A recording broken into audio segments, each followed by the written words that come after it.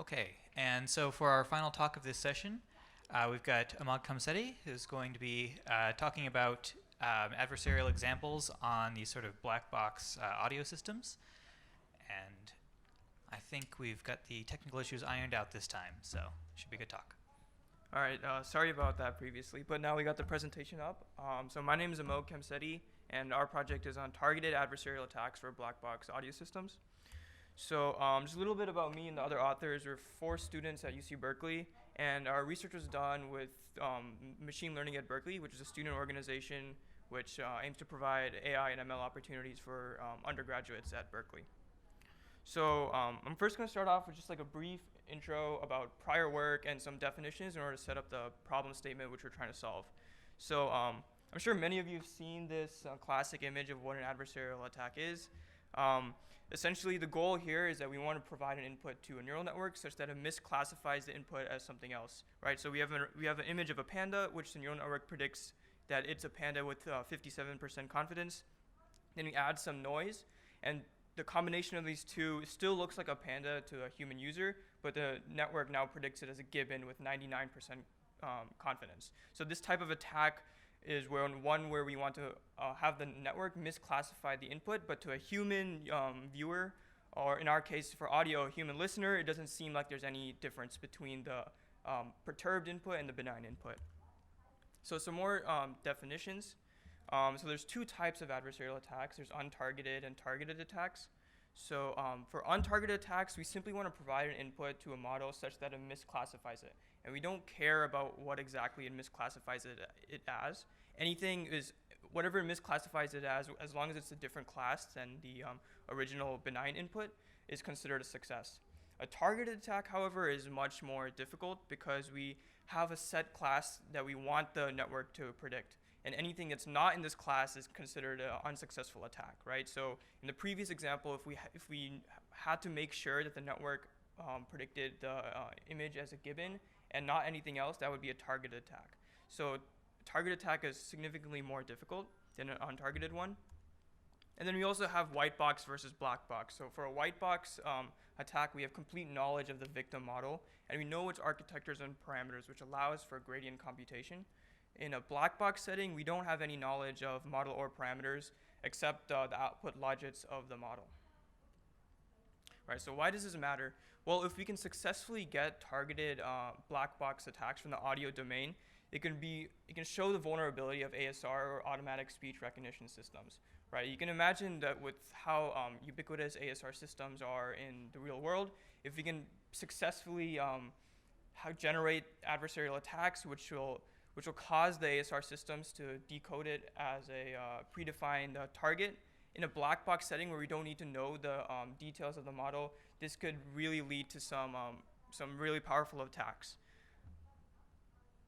So some prior work in this domain, there's 2 key papers.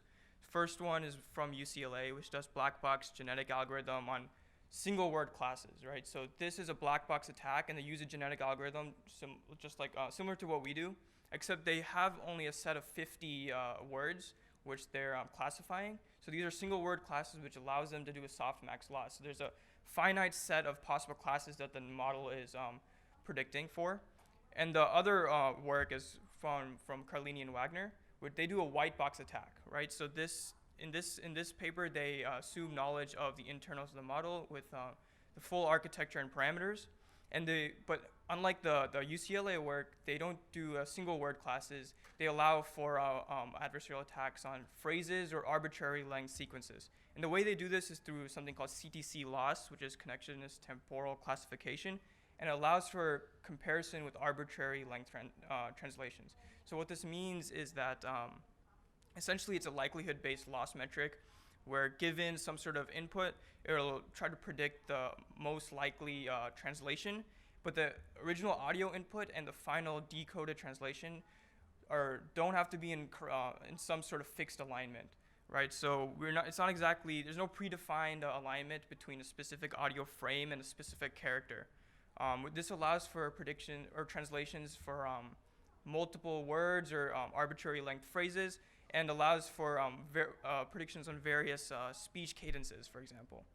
So our project is combining these two kind of works, which does a black box genetic algorithm on full sentences and using CTC loss. So just a diagram of our problem statement. We have some benign input. So in this case, for example, it'll be like an advertisement playing on the television, which says like, without the data set, the article is useless. And we have some adversary, you add some noise to the benign input. And our goal is basically to have these ASR systems translate that the benign input plus the adversarial noise as something that's malicious, which is predetermined by the adversary. But to the human listener, there's no difference between the perturbed input and the original input. So this is a more formal definition. We have a target T, a benign input X, and a model M, and we perturb X to form an X prime, such that the model, given X prime, the model predicts or translates it as T. But we also want to make sure that the X prime, which is our perturbed input, and X, which is the original input, are as similar as possible. So we want to maximize the cross correlation between X and X prime. And we assume we only have access to the logits of M and not given the gradients. So the data source we use here is, so we have the victim model, which is deep speech, which is a speech-to-text translation system. The architecture is created by Baidu. And the TensorFlow implementation is open sourced by Mozilla, which is available on GitHub. So this is what we use as our victim model. And our data set is the common voice data set by Mozilla, which consists of various voice samples ranging from 3 to 7 seconds, with basically people just saying phrases. And we use a sampling rate of 16 kilohertz. So although the deep speech model is open sourced, we only use access to the output logits of the model and don't use the actual architecture or the gradients of the model itself. Right, so our final algorithm is a guided selection, which is a genetic algorithm approach. So if you're not familiar with genetic algorithms, it's basically a gradient-free optimization method that allows you to optimize over any metric without access to any gradients. And this is rooted in evolutionary theory, right? So essentially, given the benign input, what we do is we first generate a population size of 100. So we just replicate the original benign input by 100. Then we have these what we call generations, right? So in each iteration or each generation, we select the best 10 samples using a scoring function. In our case, the scoring function is the CTC loss. And then we perform two things called crossover and momentum mutation, which I'll go into the next slide. And we also make sure to apply a high-pass filter to any noise we add to the inputs. That's because humans are more sensitive to low-frequency noises. So if we keep the noise in the high-frequency domain, it'll be less perceptible to a human ear. So here's an diagram of what our genetic algorithm looks like, right? So we first have a population of 100 audio samples. So this initially starts off as just the original benign input 100 times. Then we evaluate the fitness with CTC loss, right? So for each of those 100 samples, we evaluate how well it scores according to our metric, and we select the top 10 out of those 100, which we call our elite population, right? So then what we do is we perform just like how evolution works. We perform what are two things called crossover and mutation. So in crossover, we randomly select 2 samples from our elite population, according to the distribution of how well each sample scores. And what we do is generate a new sample by randomly selecting elements from each of the 2 parents. So what this does is allows you to keep the best features of the sample and the features that cause the score to be higher, and keep that across generations, while the features of the samples that don't have any impact for the score or have a negative impact to the score eventually die out as we keep iterating.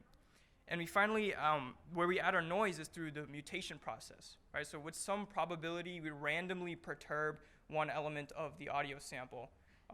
This allows us to have more randomness and add the necessary noise in order to be able to create the final adversarial example. So in our case, we add this new technique called momentum mutation. So in a traditional genetic algorithm, the probability of a mutation is static. But what we saw is that oftentimes, if we keep the probability of the mutation static, over time, after some generations, the genetic algorithm gets stuck in some sort of local minimum and can't globally optimize. So what we want to do is when it gets stuck in these sort of hills, we want to increase the probability of a mutation so we can add more randomness and thus escape those local minimum and then and finally globally optimize, right? So what we do here is the probability of the mutation is a function of the difference between our scoring for our current generation and our previous generation. So if we see the scores not increasing much during each generation, we increase the probability of a mutation, which adds more randomness and allows us to escape these local minimum. And then if the score is increasing a lot between generations, we decrease the randomness, which means that we're optimizing well.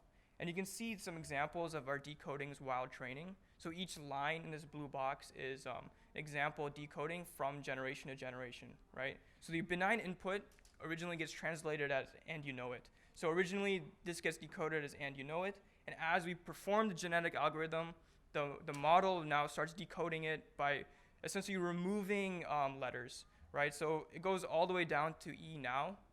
So here when we see that it's close to silence or a lot of letters have been removed in the decoding, the model usually gets stuck. So this is where we increase the randomness and increase the probability of a mutation and allows the model to add more letters back in, and eventually we get a decoding of hello world, which is our target decoding.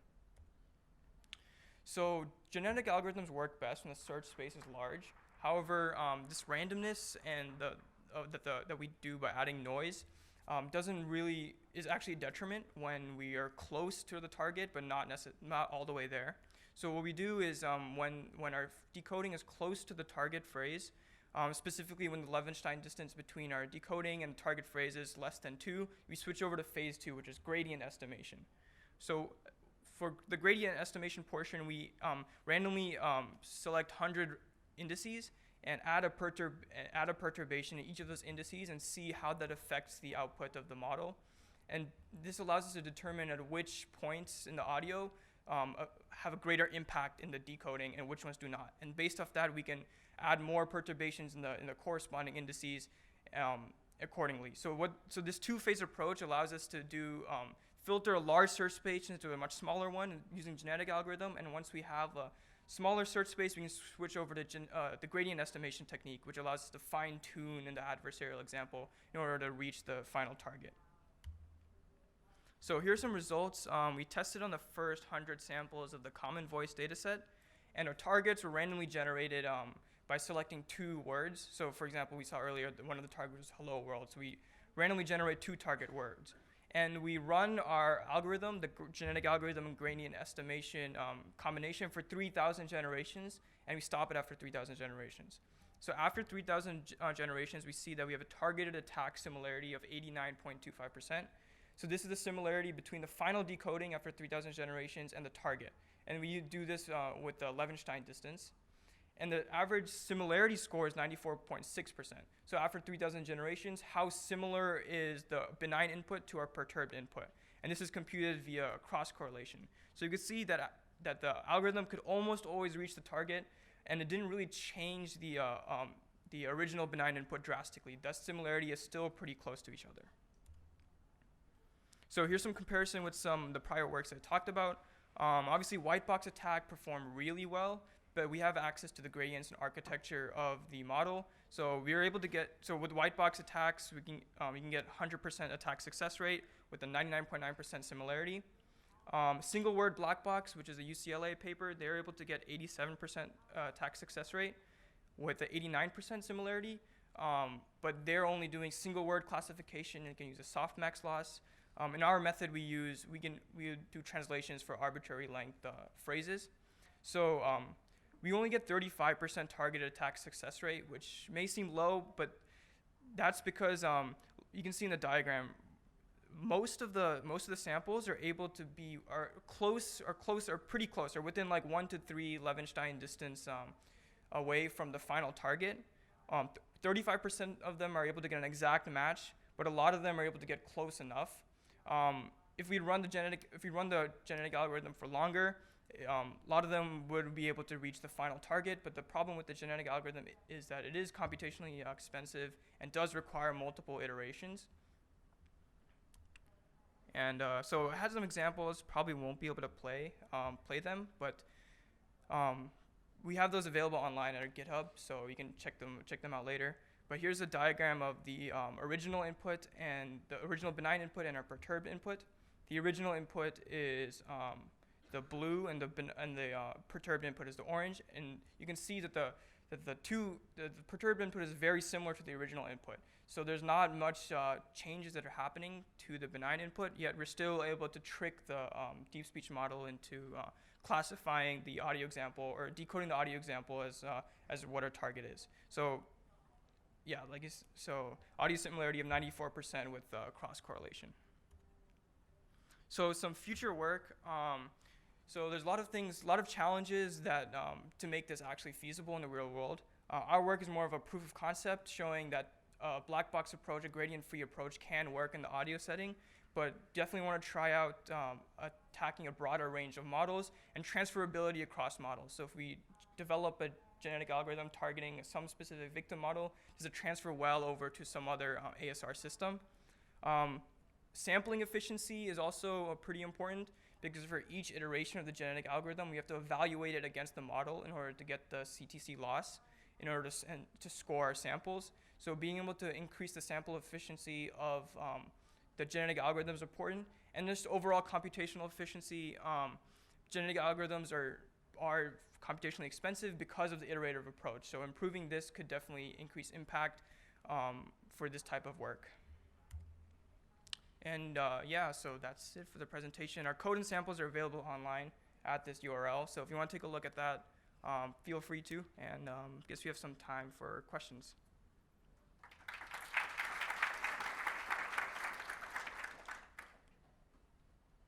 Okay, do we have someone who wants to start us off with questions? Okay.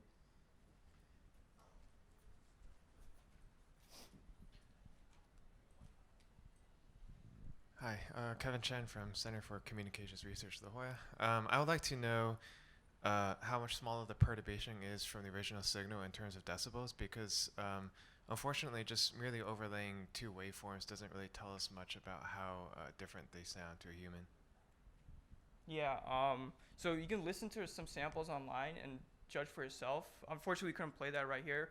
We didn't get an actual decibel count, but we used the cross-correlation metric, which is pretty accepted for similarity between any two signals, and we saw that there were like 94% or 90% similarity between the original input and the benign input. Okay, I thought I saw a hand go up on the other side of the room somewhere. Oh, back there.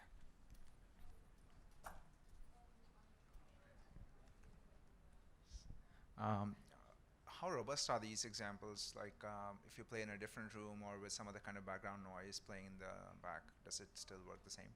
Yeah, that's a good question. We didn't do full testing on how robust they are, but that is definitely something we could do in the future.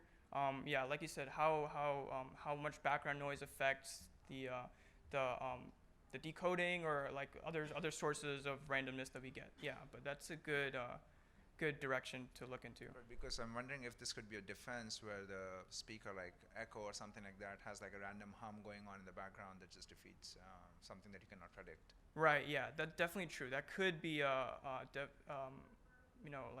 limitation of this kind of work. But yeah, I agree with what you're saying. All right. Thanks. Okay. So I also had one question, which was that. Oh, actually, you've got a question. So I have a follow-up question on this. So what is about timing? So I was just thinking how this could be done in reality. And if I'm saying something, then first of all, your approach needs to determine the attack on the fly. Mm-hmm. And what happens if it's off by a couple of milliseconds or something like this? Yeah, so online attacks is another challenge, which makes it more difficult. Online attacks aren't really suitable to the genetic algorithm approach. You can think of more that this approach would be useful if you know there's some audio that's like going to be played like repetitively, like some advertisement, you know it's on TV, you can set up for that. Or if you're in like an elevator, you know there's elevator music, it's going to be playing, you can target someone's like Siri on their iPhone or something like that. So if you know beforehand, you can do this offline and then replay it once the audio comes back again. So the one question that I had was that it looked like you were making sure you were doing your attacks up in the high frequency ranges. And so, I guess as a really sort of almost brain dead defense, it does adding in like a low pass filter or something like that help with these kinds of attacks? Yeah, that's a good point. So the reason we did the high pass filter is because of the humans are more sensitive to the low frequency. So it doesn't. So humans are not as perceptible to the changes.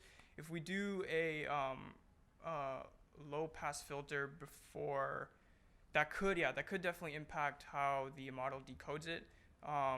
So it's kind of like maybe the high pass filter is not that necessary, or actually like is not that useful, and that's definitely something we can try out without the high pass filter. Yeah. All right. Do we have any other questions? Oh, got one in the back.